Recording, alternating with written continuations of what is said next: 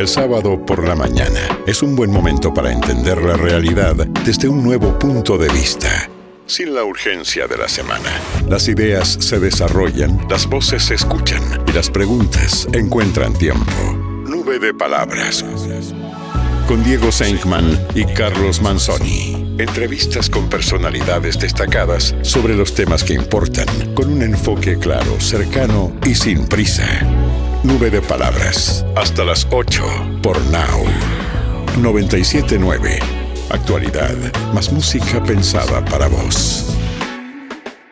Hola, hola, buenos días, ¿cómo están? Aquí estamos con Nube de Palabras, quien les habla es Carlos Manzoni. Estamos aquí con Diego Senkman, como siempre, para acompañarlos durante una hora. ¿Qué tal, Diego? ¿Cómo estás? Charlie querido, acá estamos para arrancar esta mañana de sábado. Vamos a arrancar. Si te parece, te tiro dos grajeas, un raconto de que estuvo aquí Cristalina Georgieva, ese nombre, ¿no? Que se nos ha quedado tan pegado. Volvió a decir prácticamente lo mismo que repite como un mantra, ¿no? Acumulen reserva. Acá tendríamos que hacer la fábula de la cigarra y la hormiga, ¿no?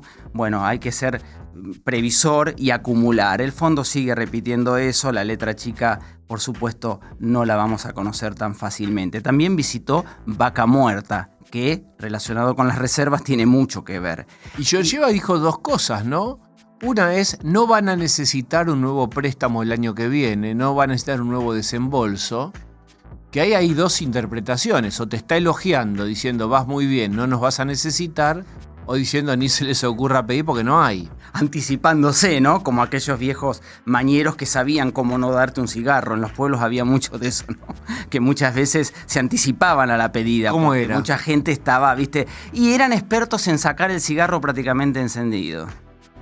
Como para que no mostrar mucho la caja o el paquete y que otro le pidieran. Eso es como un chiste remanido por allá, ¿no? Eso que tosían y ya cuando dejaban de toser tenían el cigarro en la mano encendido y bueno, le podías pedir. Bueno, algo de eso hizo Georgieva entonces, Diego, con esa... Así parece. Y la otra cosa que llamó la atención, pidió por las pymes, dijo que eran importantes. La palabra pyme no es del vocabulario del gobierno. No. Y tampoco del fondo. Por eso, habló de las pymes y habló de que tiene que haber de que el desarrollo, el crecimiento tiene que alcanzar a todos.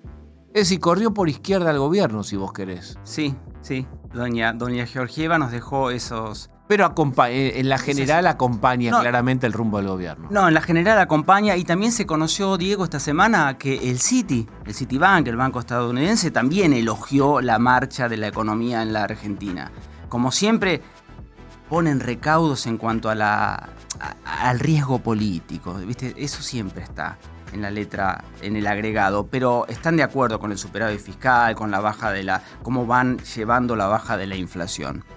Así que bueno, algunos temitas que surgen en la semana con esta visita de la mandamás del fondo, vamos a decirlo así, Cristalina Georgieva. La otra cuestión tiene que ver, vos mencionabas recién la oposición. Cristina fue a la ONU. En un ratito vamos a hablar con un abogado constitucionalista, Diego Armesto, sobre esta cuestión. Cristina toma una iniciativa, termina el Mundial y ella juega ahora su super final. Porque va a un organismo importante como la ONU, a la Comisión de Derechos Humanos de la ONU, a decir que su condena por vialidad tiene varias cuestiones. La primera es, ¿cómo me van a prohibir como candidata para ocupar cargos públicos ad eternum? Es decir, inhabilitación perpetua si mi condena es solo de 6 años. Si es de 6, ¿por qué me condenas para siempre a ocupar cargos públicos? Alguien podría responder, porque le afanaste al Estado. Quedó probado en una línea de todas las instancias judiciales, confirmado por la Corte. Bueno, esa es una respuesta posible, pero ella va a la Corte, va a la ONU, y después va a mejorar sus condiciones de detención. Pero lo más importante es, déjenme participar. Ese es el título. Sí. Alguien de lo más alto de la ONU, ¿viste esa gente que le escribí siempre y nunca te responde y te clava el visto? Me tiré el lance y me respondió de la ONU. Me dijo exactamente así. Mira, te lo voy a ver. Te lo muestro, te lo busco en vivo. Sí, por supuesto. Te lo busco en vivo. ¿Qué te dicen alguien muy alto en la ONU? Que es lo siguiente. no va a proceder. No way. No way con respecto al reclamo, pero hará ruido. ¿Qué es lo que Cristina busca en definitiva? No sabemos si eso va a proceder. Acá me dicen que no va a caminar en la ONU este reclamo de Cristina, pero sí genera un ruido que es un reposicionamiento de Cristina, si no puede ser candidata, por lo menos de fortalecer su presión o su condicionamiento o a Kicillof o algún otro candidato del peronismo. Es decir, es un intento de Cristina, esto es interpretación, análisis, pero es medio así, de no perder influencia. La idea de tener vigencia, la idea de no caer en una especie de cuarto menguante en su poder. Si vos mirás redes sociales o mirás programas de política, vos vas a ver un montón de comunicadores, por ejemplo, que fueron recontra kirchneristas y cristinistas, que están más o menos pidiéndole que lo deje ser a Kicillof, que le dé la oportunidad, que deje de estar tan deseosa de condicionarlo. A ella y a Máximo. Estos son desafíos que antes no se veían a la familia Kirchner. Bueno, en ese contexto donde cada vez algunos quieren que deje de ser el centro del sistema solar del peronismo, ella hace este intento justamente para permanecer en ese lugar. ¿Lo podrá hacer? Bueno, estamos aquí hablando de eso. ¿Va a tener influencia eventualmente sobre Kicillof? No lo sabemos. ¿En qué se basa? En que hay algunas encuestas, incluso de encuestadores que no son muy próximos al kirchnerismo, que dicen que ella sigue estando en un podio entre las 3, 4 políticas o políticos más influyentes o más queridos o importantes de la Argentina. Entonces ella agarra la planilla con la encuesta y dice, che, mirá si yo me voy a perder esto. Claro. Chicos, ténganme en cuenta. Mirá lo que dice esta planilla. Está bien, estoy encerrada. Yo voy a tratar de apelar esto. De hecho, contra todos abogados. Uno brasileño y uno español. Y los tipos están cobrando y remando. Están cobrando buenos honorarios. Sí, por supuesto. Uno es el de Lula. Claro. El brasileño. Que se lo habrá recomendado el propio Lula. Pero por supuesto a Lula le fue bien, pero no era el mismo caso el de Lula en Lavallato. Pero lo que te quiero decir es que, por ejemplo, el de Lula dijo que lo que dictamine la ONU debería ser vinculante. Vinculante es, hay que hacerle caso en la justicia argentina. Bueno, no va a pasar eso. Y además no va a pasar temprano, es decir, no es que en 2 minutos te toman el temario en la ONU y te resuelven y te mandan el fax. Claro. No va a pasar eso. No. Pero es un reposicionamiento. Y la otra jugada del español es, ok, Cristina está prohibida para ocupar cargos públicos, pero no dice nada la prohibición de que se pueda presentar a una PASO. ¿Por qué no se puede presentar? Presentarse a elecciones no es gobernar u ocupar el cargo, es simplemente participar de una contienda electoral. Ella lo puede hacer. Por supuesto es insostenible desde el sentido común, pero desde este argumento está traccionando ahora la nueva defensa de Cristina. Ideas que flotan sin presión. Nube de palabras, con Diego Senkman y Carlos Manzoni. Por Now, 97.9. Actualidad, más música pensada para vos. Ustedes saben que hay una balanza en la Argentina que se mira menos que la de comercio, que la de bienes, como las exportaciones, menos las importaciones, que uno dice, bueno, tenemos superávit comercial, Diego, los famosos superávit gemelos, uno era el fiscal y el otro, el objetivo siempre es tener también el comercial, los gemelos. Pero hay una balanza de servicios también, que se mide, se suele mirar y también por ahí se filtran dólares. Dentro de la balanza de servicios está una muy sensible en los últimos tiempos con el tema cambiario, que es la balanza del turismo. Vos sabés que hace 3 años por lo menos que el turismo nos viene dando pérdidas, o sea, te da en rojo. Es más la gente que de la Argentina va a hacer turismo afuera y gastar que la que viene del extranjero a la Argentina y gasta acá y deja sus dólares. Bueno, volvió a dar mal ahora. en el primer trimestre. El INDEC desde este año está dando las cifras de dólares trimestralmente, antes lo hacía mensualmente. Bueno, hubo 752 millones de dólares de rojo en el segundo trimestre del año. Y en todo el semestre, es decir, de enero a junio, ya hay 1.700 millones de dólares que tenemos a pérdida. O sea, el turismo da pérdida. Después hay que ver si se compensa con otra cosa. Vamos a hablar sobre este tema con un especialista, con Marcos Cohen Arasi. Él es economista del IERAL. ¿Qué tal? ¿Cómo estás, Marcos? ¿Qué tal, Carlos? ¿Cómo estás? Un gusto. Bueno, revisando un poco acá el tema del turismo, porque viene dando un rojo bastante sostenido desde hace tiempo. Y cuando el Banco Central, el gobierno, necesita dólares, justamente lo que menos quiere es que se le vayan y por esta vía, ¿no? Exactamente. Sí, una aclaración. Históricamente tenemos una balanza deficitaria en turismo, sobre todo desde el 2011 para acá. Te acordarás que en ese momento se introdujeron restricciones a la compra de dólares, justamente porque el gobierno en ese entonces lo estaba dejando muy atrasado. Y después se fueron profundizando las restricciones cambiarias y bueno, también tuvo que ver con ese tipo de cambio muy por debajo de lo que era uno que fuera más de equilibrio, que empezó a explotar el turismo emisivo. Y después tuvimos también en la época de Macri un dólar muy barato que fue el pico más alto de turismo emisivo. Algo de este déficit de la balanza de viajes se atenuó con la pandemia, básicamente, y con la recesión que implicó la pandemia, además de las restricciones a la movilidad. Y en este contexto actual estamos viviendo de nuevo una situación de mucho déficit, con una pequeña aclaración. El mayor déficit lo hemos observado en el 2025, ¿sí? El dólar, recordarán, empezó también a quedar bastante bajo antes del levantamiento del cepo cambiario a personas físicas. Y bueno, actualmente es un poco menor el déficit, pero sigue siendo alto. Eso es un poco lo que salió en las noticias en estos días. El resultado de la cuenta de viajeros en el primer semestre.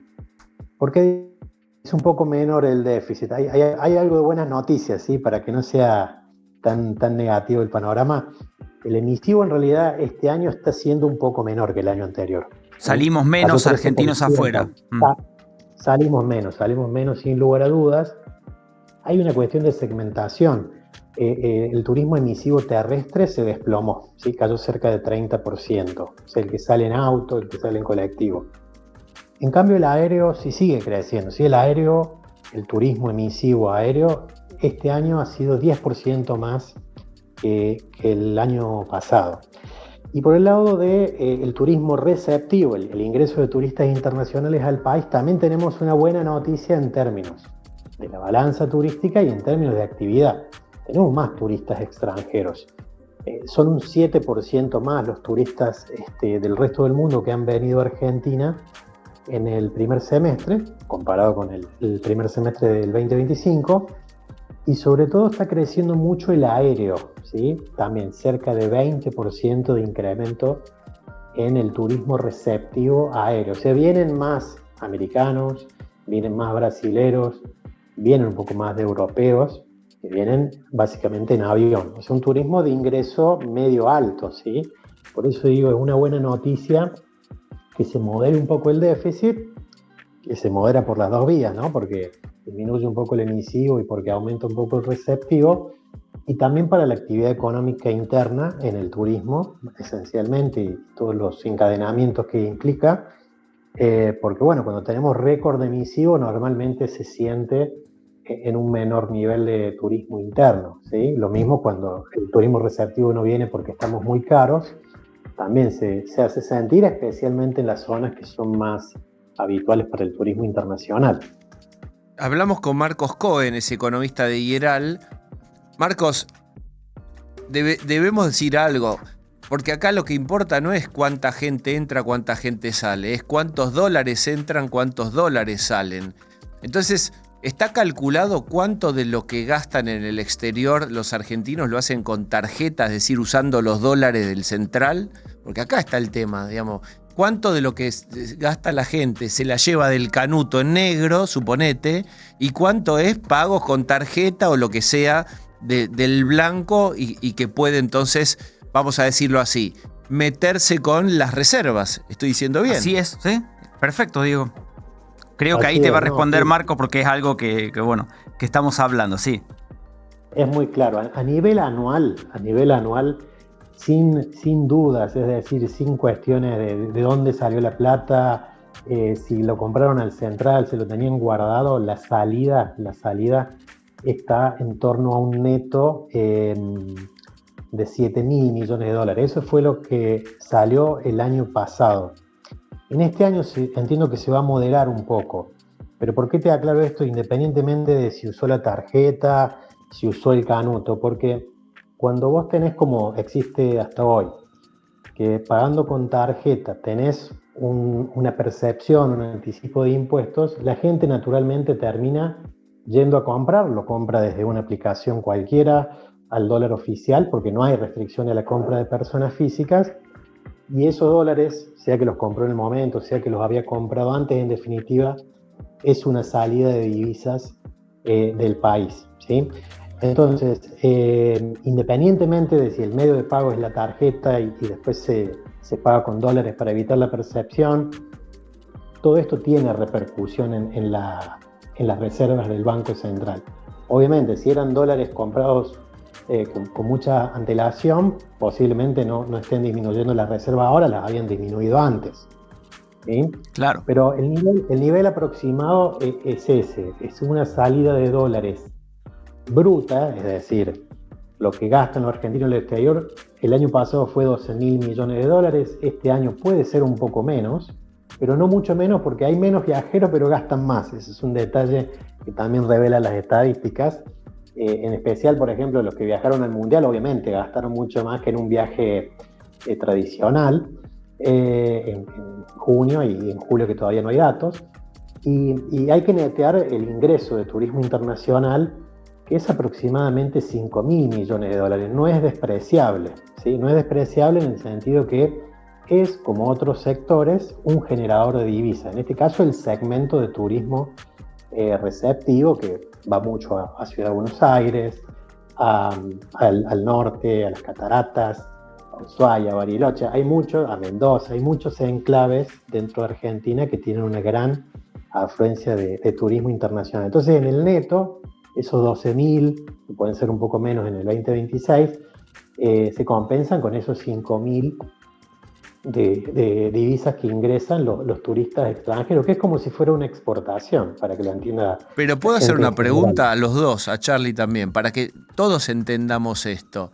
Porque uno diría, está bien, cada pasajero que va, cada turista que va al exterior y paga y gasta dólares, supongamos con la tarjeta, después los tiene que reponer. Entonces, y lo paga o con sus propios dólares o con los pesos equivalentes más el impuesto que te cobra la Argentina.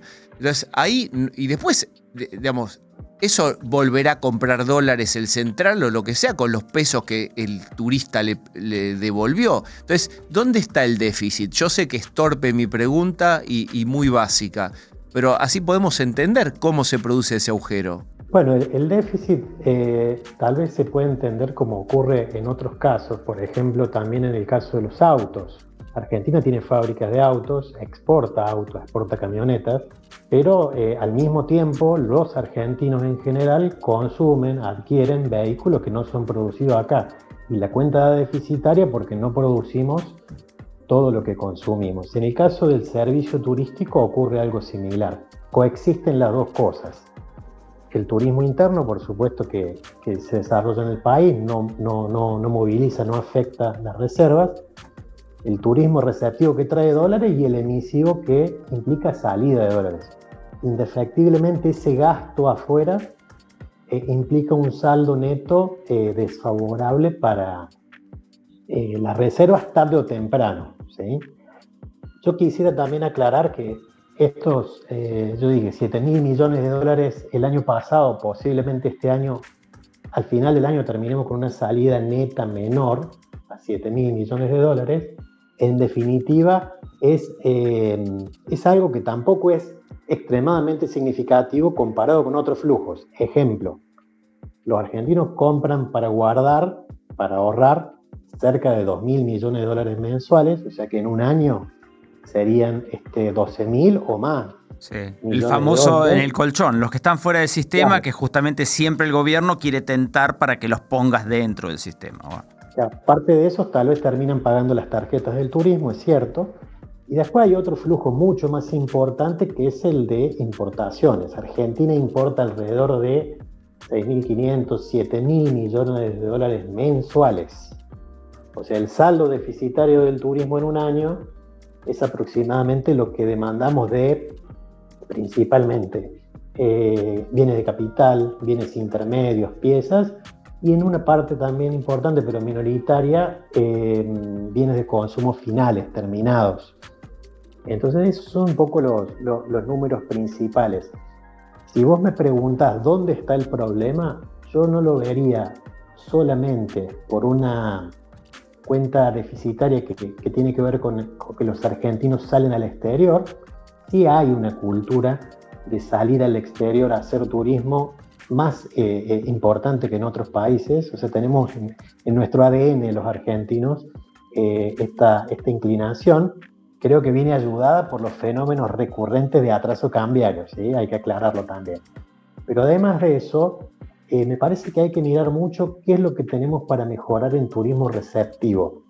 Hace unos 20 años, si vos comparabas los ingresos de turismo receptivo de Argentina con otros países, yo hice una cuentita con Chile, Perú y Colombia, entre esos 3 países tenían los mismos ingresos de turismo internacional que Argentina.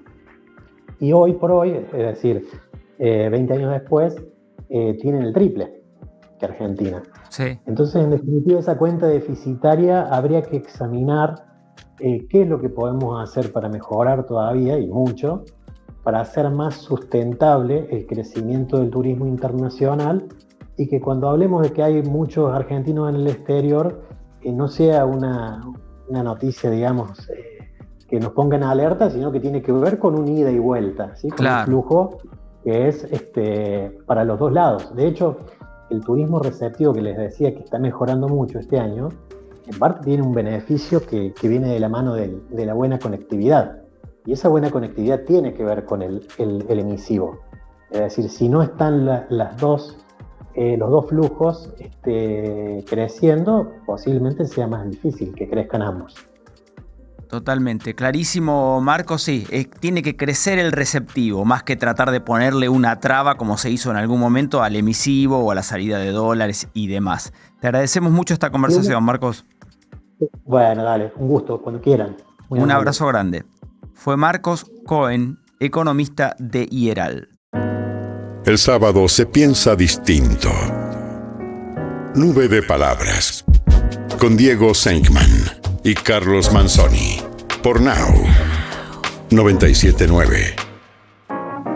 Y ahora, la historia del cóndor Manzoni. Ahí lo ven, está el cóndor en la pista. Carretea el cóndor, abre sus alas y a volar. Volamos, Diego. Hoy vamos a aletear hacia Husinek, un pequeño pueblo ubicado en el sur de Bohemia, actual República Checa, y con todo esto de los cambios de nombre y lo que hemos aprendido en el Mundial, Chequia. Así es, allí, en el año 1369, nació nuestro personaje de hoy, un tal Jan Hus.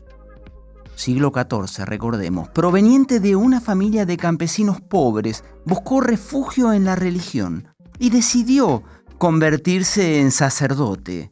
Con esas intenciones, al cumplir los 20 años, se mudó a Praga, donde comenzó sus estudios. Vamos a decir que tampoco en esa época es que se volvió loco eligiendo, no había muchas opciones más, ¿no? Vos viste que eras militar o sacerdote o clérigo. Siguió el camino del clero como medio de ascenso social, entrando en la Universidad de Praga y graduándose en filosofía, disciplina que en esa época tenía una impronta teológica insoslayable.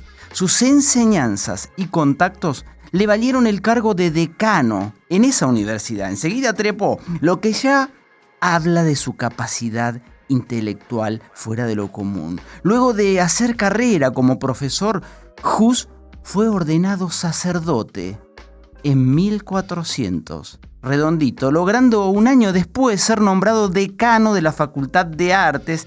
Estaba ampliando su poder, estando en ese cargo durante un año hasta que en 1402 se alzó con el título de, ya directamente, Diego, rector de la Universidad de Praga, ¿para qué vamos a andar con vueltas? Y el de predicador en la capilla de Belén, situada en la Catedral de Praga. Fue su nombramiento como predicador en esta capilla, la de Belén, lo que le dio a Hus la posibilidad de usar ese lugar como medio desde el cual dar a conocer y difundir el movimiento de reforma checo. Que recordemos que fue un precursor de la reforma. Falta un siglo para la época, un siglo y algunos añitos para la época de Lutero y cuando empieza toda la revuelta religiosa en Europa. Estamos en 1400, principio de 1400. Llegó a pronunciar unos 3000 sermones que atrajeron a multitudes entusiastas que deseaban oír todo lo que él decía. Solo predicaba en checo, a diferencia de los anteriores rectores que lo hacían también en alemán, haciendo de esta actitud una seña de identidad y muestra de su ideología nacionalista. Mediante estos sermones daba voz a los intereses de todos los reformadores checos que le habían precedido, convirtiéndose poco a poco en un líder religioso nacional. Su temática cubría una multitud de áreas, pero todas relacionadas estrechamente con la idea de la reforma moral e institucional de la Iglesia. Solo en Praga acaparó 30.000 seguidores y además, para que todos pudieran leer las Santas Escrituras, tradujo la Biblia del latín al checo. Su voz cada vez llegaba más lejos y su figura se engrandecía sermón a sermón. Aquel hijo de campesinos pobres que había abrazado el sacerdocio desde muy joven era ahora uno de los predicadores más importantes de su época. Tenía miles de seguidores y se había encumbrado como un referente religioso. ¿Cómo estaba? En su mejor momento, Diego. Esto es... Tocando el cielo, ahora bien aplicado, con los sermones, Diego. Trataba de hacerlo así. Pero siempre hay pincelazo que te tira del púlpito. ¿Qué pasó? Ahí nomás. Mira, Diego, no es difícil de imaginar que a los popes de la iglesia, que siempre están los popes de la iglesia, ya empezó a molestarles. Este predicador que denunciaba y denunciaba, entre otras cosas, sus abusos y desviaciones de las Santas Escrituras. Por eso fue excomulgado por hereje. Ante esta situación, Hus decidió redoblar la apuesta y presentarse en el Concilio de Constanza, en lo que hoy es Alemania. Allí se hablaría de terminar con el gran cisma de Occidente, otra problemática, pero también de estudiar la reforma de la Iglesia. Así que el tipejo pensó que no había mejor manera de hacer que sus ideas reformistas fueran tomadas en cuenta, y excomulgado y todo, fue para allá. Pero nada salió como lo había planeado. Segismundo, el rey de Hungría y Croacia, que después sería el capi de tutti di capi porque sería el emperador del Sacro Imperio Romano Germánico, le garantizó su seguridad, pero no cumplió su palabra. Así dadas las cosas, no solo no fue escuchado por los teólogos del concilio, sino que fue perseguido y encarcelado por oficiar misa y predicar, algo que le estaba prohibido desde el mismísimo momento en que fue excomulgado. La suerte de Hus estaba echada. Fue sometido a interrogatorio y obligado a retractarse de sus ideas, pero él se negó, por lo cual la Asamblea General del Concilio lo condenó a muerte por herejía. Ya está. No vamos a dar más vueltas. Estás excomulgado, seguís haciendo de las tuyas. ¿Sigue jodiendo? Ah, ¿sí? Ahí tenés. Ahí tiene, muerte. No fue lo peor, porque el propio Segismundo, el que le había dicho que lo iba a proteger, decidió el modo en que debía morir. Ay. Quemado en la hoguera, Diego. No hubo mucha clemencia en ese sentido. Finalmente, el 6 de julio de 1415, el tenaz predicador fue devorado por las llamas, exhibiendo una asombrosa serenidad. Sus últimas palabras fueron: mi intención primera en mi predicación y en todos mis actos ha sido arrancar el pecado de los hombres. Ahora vos fíjate que estando en la hoguera se te ocurra seguir diciendo estas cosas, ¿no? Predicaba desde el fuego.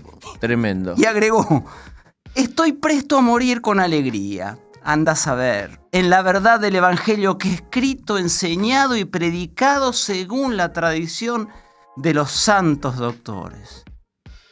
Acto seguido, sus verdugos le rompieron todos los huesos, para que ya se callara de una vez, para que se convirtieran en cenizas y sus seguidores no pudieran tener reliquias a las que venerar. Luego, esas cenizas fueron arrojadas al río Rin, pero nada pudo impedir que sus ideas se expandieran, que toda Bohemia se declarara su discípula y que emergiera, mirá vos, Diego, el movimiento de los husitas o husitas, llamados así justamente en honor a su nombre. Pero esa es otra historia. Se cuenta, ya para terminar, que antes de ser ejecutado, Hus siguió haciendo de las suyas, levantisco como era. Su nombre en checo significa ganso. Tuvo la chance de hablar, esto va a ser importante por lo que voy a contar ahora, tuvo la chance de hablar con el rey Segismundo y decirle esto en la cara. Total, ya que me van a quemar. Entonces, porque ahora se viene un momento decisivo de la historia del cóndor, para el que recién se suma. ¿De quién es la historia y en qué año estamos? Estamos hablando de Jan Hus, un predicador que nació allí en lo que hoy es Chequia, República Checa, que estaba en Praga, se fue a un concilio a tratar de imponer sus ideas y allí mismo lo condenaron por hereje y lo condenaron a morir en la hoguera. Estamos en ese momento, año 1415, siglo XV, ya está jugado, pero le dan la chance de hablar con Segismundo. ¿Y sabés qué le dice a Segismundo? A ver. Recuerden que Hus significaba ganso.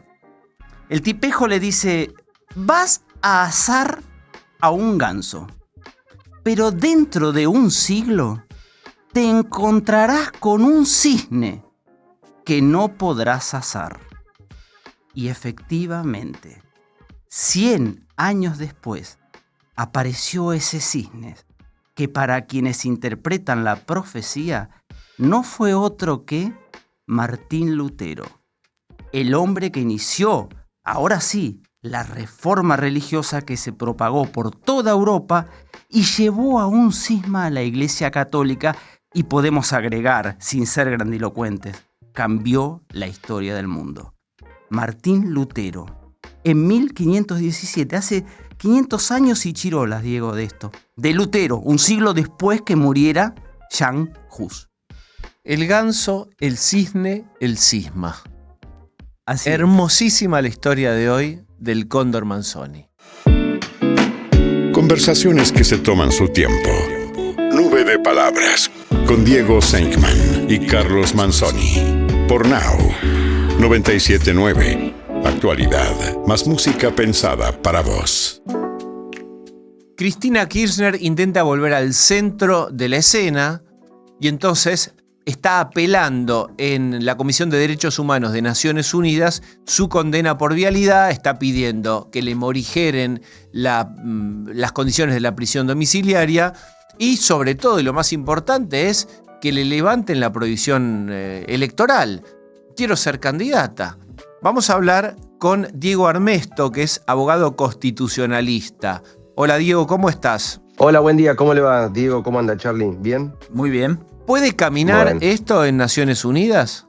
Mirá, a ver, como caminar, puede caminar cualquier cosa. Lo que pasa es que es un proceso tedioso y es un proceso que tiene etapas donde cada una de las etapas va concluyendo una de estas y te tiene que permitir la posibilidad de, que es una palabra, la admisibilidad del pedido. ¿Qué es esto? Es decir, ellos van a plantear que se violaron todas las garantías constitucionales, el debido proceso, que no la dejan elegir ni ser elegida, porque acordate que por la sanción penal tampoco puede votar, te sacan del padrón. Entonces, frente a esta violación de derechos humanos, ellos se presentan ante el comité, que no cumple funciones jurisdiccionales, no es una cuarta instancia de la Corte Suprema Argentina, no tiene facultades de revisión de sentencia, como así tampoco de revocar sentencia de un país, Estado miembro, firmante del pacto. Por lo tanto, es un poquito de hacer ruido en el esquema político interno, sin un efecto jurídico que podemos decir importante. Sí, obviamente cualquier recomendación de un organismo internacional tiene un efecto sobre el derecho argentino, pero no es una cuestión que te van a decir, bueno, a partir de ahora ella puede ser candidata y es una pobre señora que la enjuiciaron todos unos varones malos y se terminó el juicio. No, es así, esto es mucha paparruchada que hicieron ayer el colega español y el colega brasilero. Diego, estamos hablando con Diego Armesto, abogado constitucionalista. ¿Y qué otros instrumentos podría tener? Digamos, si esta jugada se le termina y no le sale bien, ¿hay algún otro instrumento legal al que uno puede llegar a apelar en el exterior? No. Salvo que estuviéramos en la película Star Wars, te queda el Tribunal Imperial, pero Sí. que lo manejaba Palpatine. Mirá, estamos medios complicados ahí, pero no le queda nada. A ver, ella a los 6 meses de la sentencia firme podría haber ido ante la Comisión Interamericana y después, si existe y se abre y hay una admisibilidad del caso, se le abría la puerta para llegar a la Corte Interamericana. Lo que sucedió acá es que no fueron a la Corte Interamericana y van directamente a la Comisión porque el proceso es mucho más rápido, si querés. El otro es más largo, el de la Corte Interamericana, porque tenés la Comisión Interamericana, admisibilidad, y recién ahí te abren para subir a la Corte Interamericana en Costa Rica. Esto va directamente a un comité, pero vuelvo a repetir, no son jueces, son expertos, no tienen facultades jurisdiccionales, no tienen facultades de revisión, no tienen posibilidades de opinar sobre el contenido de una sentencia, no van a juzgar a los jueces, porque los jueces en Argentina los juzgamos por el Consejo de la Magistratura, Claro. no por un organismo internacional. Entonces, hay muchas cosas que se plantearon y por eso yo lo veo más del lado para resolver y poner un poco de presión en una interna política, vuelven a manosear los derechos humanos, como los acostumbraron durante mucho tiempo. Estamos hablando con Diego Armesto, es abogado constitucionalista. Avancemos a otro tema. Hay un decreto firmado por Milei para expulsar del país a los extranjeros que produzcan discurso de odio o algo antiargentino. ¿Qué pensás sobre eso? Es inconstitucional. Obviamente que yo no, la inconstitucionalidad la declara un juez. Es decir, todo DNU se presume, dice la Corte, de inconstitucional. Primero, no hay necesidad de urgencia. El Congreso está funcionando, hubo sesión la semana pasada, va a haber esa sesión la semana que viene, estamos en el periodo No, pero me parece, ordinario. perdón, Diego, Sí. la urgencia es que hasta que la justicia mete a un tipo y hace todo un proceso y se prueba y el tipo apela y el abogado y todos los recursos bien. que gasta y que esto que el otro, discurso de odio, afuera, diría Milei. Pero ahí está, mira, acabás de dar en la tecla. ¿Vos sabés que una de las materias vedadas en los decretos de necesidad de urgencia es materia penal? Acabaste de explicar todo un proceso penal. Ay, no me di cuenta. ¡Epa! Y mirá que no habíamos arreglado antes.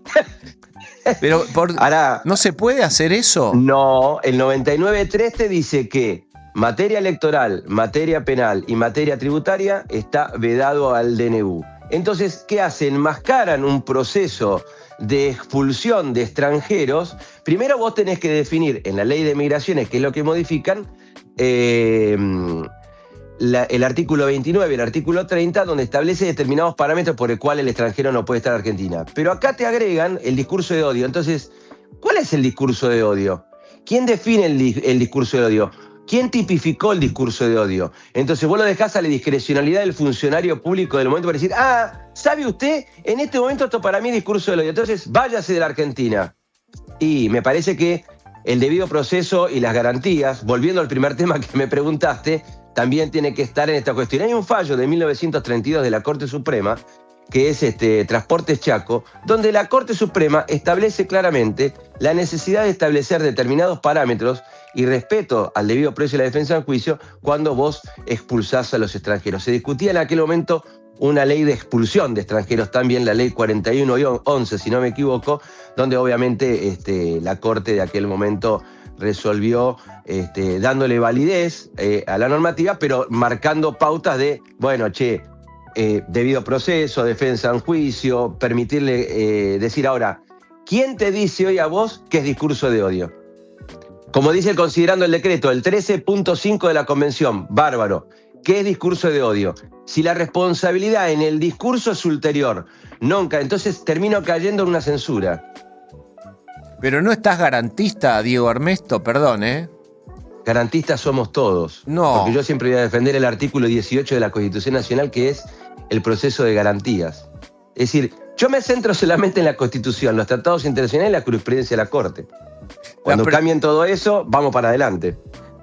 Diego, entonces acá nunca se intentó algo parecido, ¿no? Digamos, ya la Constitución misma abre las puertas a... No. Somos un país abierto históricamente y incluso claro. Ahora cuando se empezó a hablar, nada que ver, ¿no? Pero cuando se hablaba con todo esto del mundial, de que éramos xenófobos y demás. Eso es una... siempre se decía, en nuestro preámbulo está Mirá, que estamos abiertos a todo hombre de bien. Dos cosas te voy a decir. En el segundo párrafo de los considerando el decreto dicen que el artículo 20 y 25 se inspiró en Alberdi. Mentira. Si leen el fallo Transportes Chaco, la misma Corte Suprema dice que la redacción del artículo 33 que había hecho Alberdi en su proyecto era un poco como el preámbulo para todos los hombres del mundo que deseara evitar el suelo argentino. Claro. No hacía distinción de nada.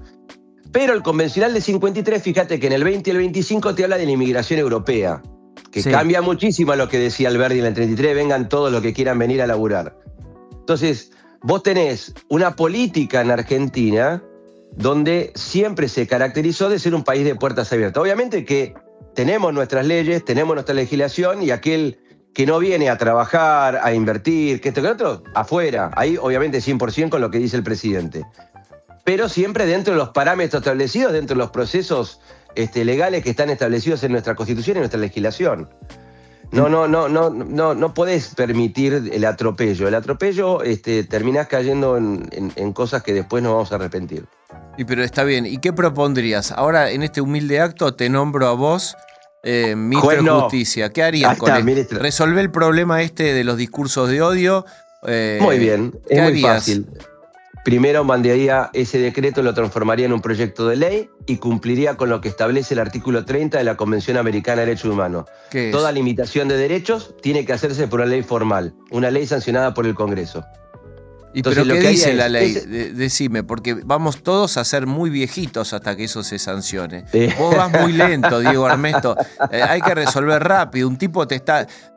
Ahora me pongo el disfraz de vamos a decirlo así, la cabeza, el sombrero de posiciones más de derecha.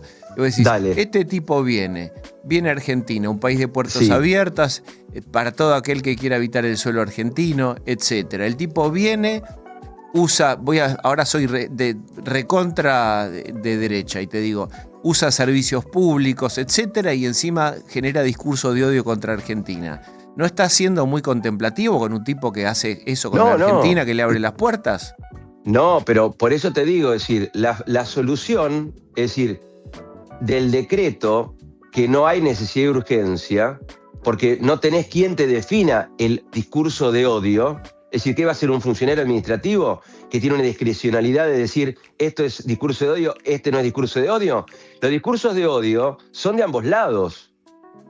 El discurso de odio y la carga del discurso de odio está de ambos lados. ¿Cuáles son los dos lados? Tanto de la derecha como la izquierda. La derecha y la izquierda en este país. Es decir, el discurso... Hay un autor que a mí me gusta, capaz que vos lo leíste o lo estudiaste en psicología, no me acuerdo, pero que se llama Pierre Bourdieu, que dice, que es un sociólogo francés. Él es muy claro cuando dice, el discurso político tiene una carga tal que influye automáticamente de arriba para abajo. Entonces, si yo tengo un discurso que me tenés que definir discurso de odio. Ahora, ¿el discurso de odio es solo el antiargentino? ¿No hay discurso de odio también interno en contra de los argentinos? Entonces, va a terminar siendo una bomba nuclear. Por eso, yo siempre digo que lo mejor es ir por la ley. Es un proyecto de ley, enviarlo al Congreso, que el Congreso lo sancione, que lo aprueben las dos cámaras y el Ejecutivo lo promulgue. No veo hoy necesidad de urgencia. No sé cuál es el odio que hay directamente. ¿Qué será contra lo que dijo este señor Reberta? ¿Será contra esta chica que llegó el día jueves, que llegó esta chica Rosalía? Sí. Es decir, que alguien me defina. Porque esto, siempre digo, esta forma de gobernar por decreto, necesidad de urgencia y a látigo, no sirve en democracia. Es decir, hay instituciones y las instituciones están funcionando. Y lo dijo la Corte en el fallo San Luis. Cuando se dicta un DNU y está funcionando el Congreso, es decir, el argumento de la necesidad de urgencia casi se cae por sí solo, porque está funcionando el Congreso. Porque en otro fallo la Corte dice, para que vos puedas dictar un DNU, tiene que existir dos causales. Una, que haya caído una bomba nuclear en el Congreso y no pueda funcionar. Y dos, que el trámite sea de tal manera, la urgencia y la necesidad tal, que esté palmariamente demostrada. Claro. ¿Cuál es el discurso de odio? Las dos condiciones, exactamente. Claro. Justamente, una, urgencia y necesidad, que en este caso no se darían. Pero, ¿y por qué pensás no. entonces que que es un lance más, una bravuconada más? No, yo creo que estamos en esta onda. Hay mucha gente con el argentino muy encendido. Esto lo puede explicar mucho más Diego que yo, ¿no? Es decir, estamos muy argentinizados después de la selección, ¿no? Sí. Ves autos con banderas, casas con bandera. Ahora, cuando es el 20 de junio no ves una bandera por ningún lado. No, me Cuando llama es la el atención 25... lo mismo, sí. Bueno, el otro día hacía un juego con mi hijo y con mi hija en el auto. Y vamos a contar cuántas banderas vemos y cuántas banderas había en el Mundial. Ahora cada vez menos autitos con las dos banderas puestas de los dos lados, como viste, como un auto presidencial. Entonces me parece que es un momento como para aprovechar esta ola del discurso anti-Argentina y de todo lo que está pasando para ganar algún más de derecha que los de derechas que hay. Es decir, ya un conservador nacionalista, como a algunos seguramente le gustaría ser. Muy bien. Diego Armesto, gracias. Chao, gracias y que tengan buen sábado. Hasta Ahí luego. está, Chau, abogado constitucionalista. El sábado abre preguntas. Nube de palabras. Con Diego Senkman y Carlos Manzoni. Por Now 97.9. Diego, querido, si te parece, vamos cerrando el rancho, ya que hoy hemos hecho alguna alusión al pueblo. Y bueno, semana que viene tendremos algunos datos, semana que entra, de actividad. No la actividad general, no el EMAE, como solemos comentarlo también acá, sino algo de industria, algo de construcción. Así que bueno, vamos a estar atentos a eso y como siempre llevando el pulso del consumo. Que viste que se habla mucho del comercio electrónico. Bueno, dicen que el comercio electrónico ha subido mucho, pero no llega a compensar la caída de las tiendas físicas. Entonces, y que por otra parte, el ticket promedio es más bajo. O sea, hay más operaciones, pero el ticket promedio es más bajo. Así que ahí también hay que estar un poco atento de esto de decir, bueno, no se compran las tiendas físicas, pero la gente compra por el comercio. Lo que pasa que ahí, ayúdame con esto en el final. ¿Qué toman como referencia?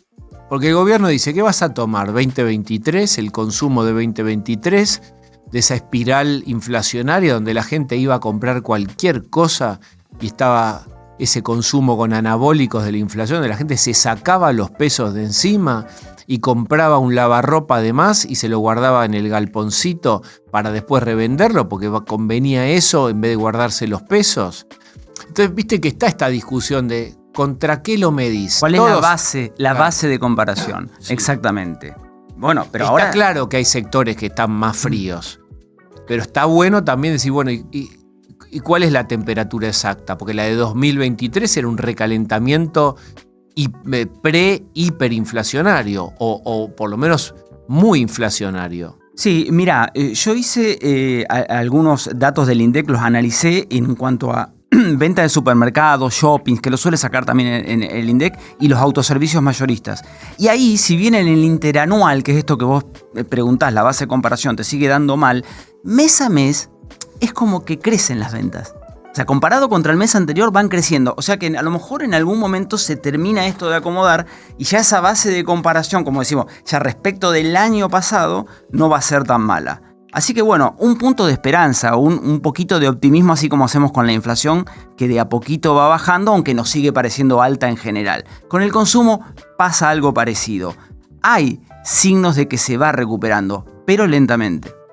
Señor, el momento de cerrar el boliche. Vamos cerrando ahora y saludando, por supuesto, a todos nuestros amigos, a Silmar Producciones, les agradecemos que nos acompañan aquí, a Luca Ríos en la musicalización, a Hernán Acosta en la puesta en el aire y en la producción, Martín Fernández Madero. A ustedes, queridos amigos, les decimos hasta el sábado que viene, a las 7 de la mañana estaremos aquí, Diego Seyman y quien les habla, Carlos Manzoni. El sábado por la mañana es un buen momento para entender la realidad desde un nuevo punto de vista. Sin la urgencia de la semana, las ideas se desarrollan, las voces se escuchan y las preguntas encuentran tiempo. Nube de palabras. Con Diego Senkman y Carlos Manzoni. Entrevistas con personalidades destacadas sobre los temas que importan, con un enfoque claro, cercano y sin prisa. Nube de Palabras, sábados, 7 a.m. por Now. 97.9. Actualidad, más música pensada para vos.